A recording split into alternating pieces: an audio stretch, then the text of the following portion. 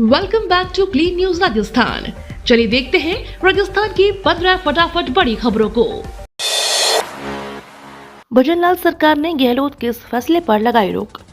राजस्थान में कांग्रेस सरकार ने जयपुर, जोधपुर और कोटा जैसे बड़े शहरों में जमीन मालिकों और कॉलोनाइजर्स से सेक्टर रोड के लिए जमीन लेकर उन्हें मुआवजे के तौर पर बेहतर जगह, ज्यादा मूल्य की जमीन देने की शिकायतों पर झाबर सिंह खर्रा ने बड़ा निर्णय लिया है। जमीन के बदले जमीन देने के ऐसे 27 प्रकरणों को लेकर आगामी आदेश तक अधिकारियों को इन पर रोक लगाने के निर्देश दिए हैं। साथ ही पूर्ववर्ती सरकार के बीते 5 साल में ऐसे सभी प्रकरणों की जांच रिपोर्ट भी मांगी है, जिसमें पिछले 4 साल में प्रदेश में किस किस ट्रस्ट, संस्थान और व्यक्ति को किस उद्देश्य से जमीन आवंटित की गई, सुविधा क्षेत्र में अब तक कितने भूखंड सृजित कर जमीन बेची गई, 90B प्रक्रिया के बाद पेश किए गए मानचित्रों में किस कारण से बदलाव किया गया, नगर पालिका क्षेत्र में नियम विरुद्ध कितने पट्टे जारी किए गए और पाक विस्थापितों को गोविंदपुरा में जेडीए की ओर से आवंटित भूखंड पर कौन काबिज है, इसकी रिपोर्ट तलब की है।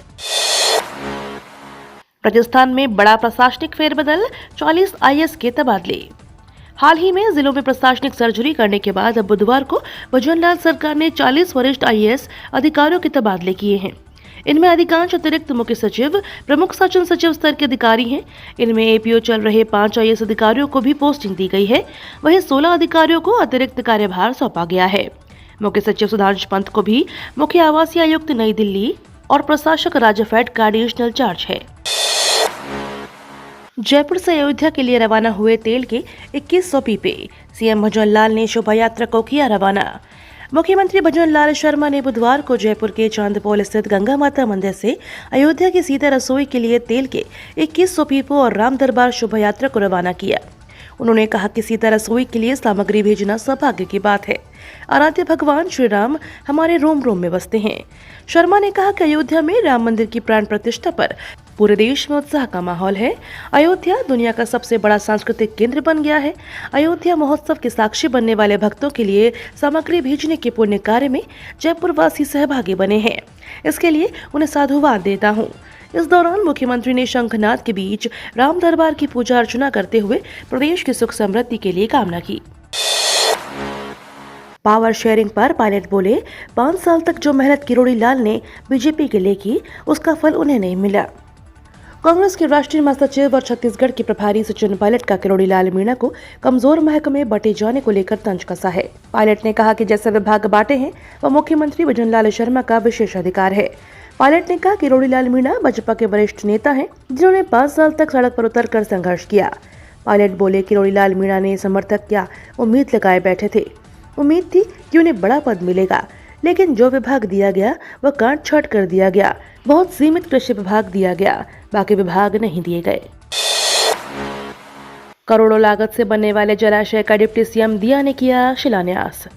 उप मुख्यमंत्री दिया कुमारी ने बुधवार को विद्याधर नगर विधानसभा क्षेत्र के बालाजी नगर जरण नदी में बनने वाले उच्च जलाशय का शिलान्यास किया। बीसलपुर पृथ्वीराज नगर पेयजल परियोजना फेज प्रथम के तहत 40 करोड़ की लागत से यह जलाशय बनाया जाएगा। लगभग 25.5 लाख लीटर क्षमता के इस उच्च जलाशय के बनने से वार्ड 9 की लगभग 38,000 आबादी को निर्बाध एवं शुद्ध पेयजल की आपूर्ति सुनिश्चित होगी।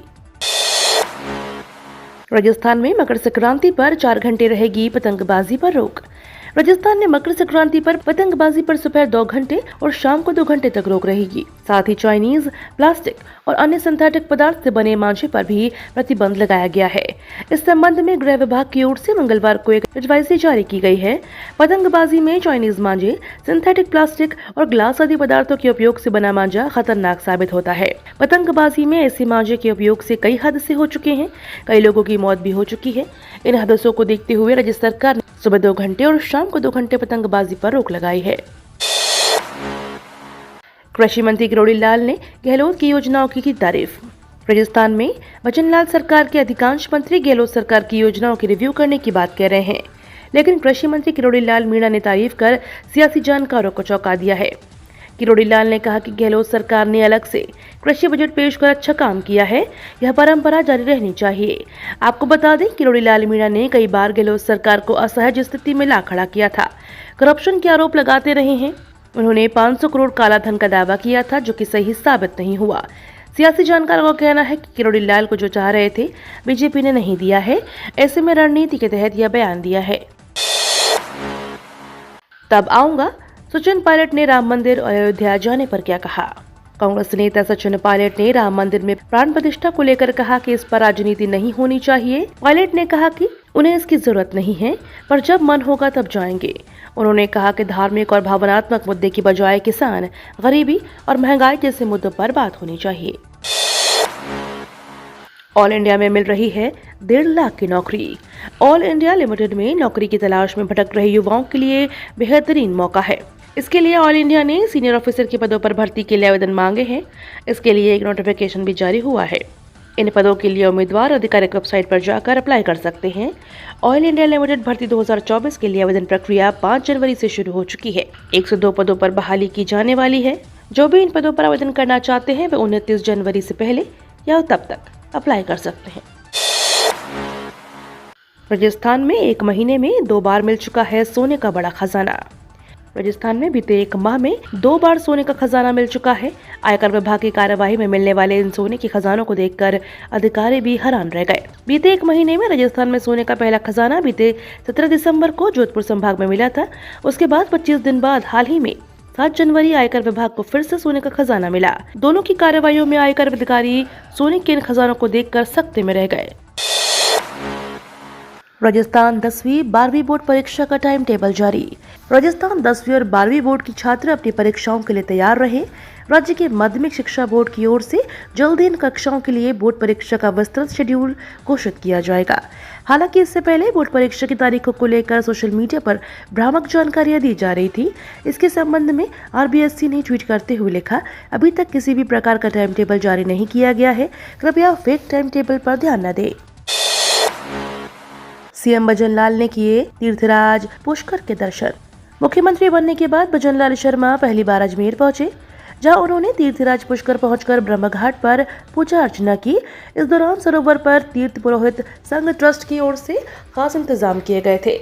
वैदिक मंत्रों के बीच उन्होंने तीर्थ गुरु पुष्कर सरोवर की पूजा की। इस दौरान पुरोहितों ने उन्हें ब्रह्मा जी की तस्वीर देकर दोबारा पुष्कर आने का निमंत्रण दिया। अजमेर दौरे के दौरान मुख्यमंत्री ने पूर्ववर्ती कांग्रेस सरकार पर भी हमला बोला। सीएम ने कहा कि पिछली सरकार में 17 पेपर लीक हुए, जिसमें 30 युवाओं के मन में काफी थी। इसको ध्यान में रखते हुए भाजपा सरकार ने SIT का गठन किया है। पुष्कर में सीएम भजनलाल ने पूर्व सरकार पर साधा निशाना। मुख्यमंत्री बनने के बाद भजनलाल शर्मा पहली बार ब्रह्म की नगरी पुष्कर बुधवार को आए। उन्होंने यहां गांव नगाहेड़ा में भारत विकास संकल्प यात्रा शिविर का अवलोकन किया। शिविर में सीएम ने ग्रामीणों को संबोधित करते हुए पेपर लीक, भ्रष्टाचार, योजनाओं के नाम बदलने, इंदिरा गांधी रसोई को लेकर विगत गहलोत सरकार पर जमकर निशाना साधा। साथ ही लोगों से अपील भी की है कि प्रधानमंत्री की 17 योजनाओं से अपने आसपास वंचित लोगों को भी लाभ दिलाने का प्रयास करें। शिविर के बाद भजनलाल शर्मा पुष्कर के पवित्र सरोवर ब्रह्म घाट पहुंचे, जहां उन्होंने पुष्कर राज की विधिवत पूजा अर्चना की। इसके बाद जगत पिता ब्रह्मा मंदिर पहुंचकर दर्शन किए। अंतरिम बजट में पेश होगा NPS पर स्टेटस रिपोर्ट। वित्त मंत्री निर्मला सीतारमण 1 फरवरी को अंतरिम बजट पेश करेंगी। उसी दिन वो संसद में नेशनल पेंशन स्कीम को लेकर स्टेटस रिपोर्ट भी सौंप सकती हैं। जनवरी के आखिरी हफ्ते में NPS में सुधार के लिए वित्त सचिव की अध्यक्षता में बनी कमेटी सरकार को अपनी रिपोर्ट सौंप सकती है।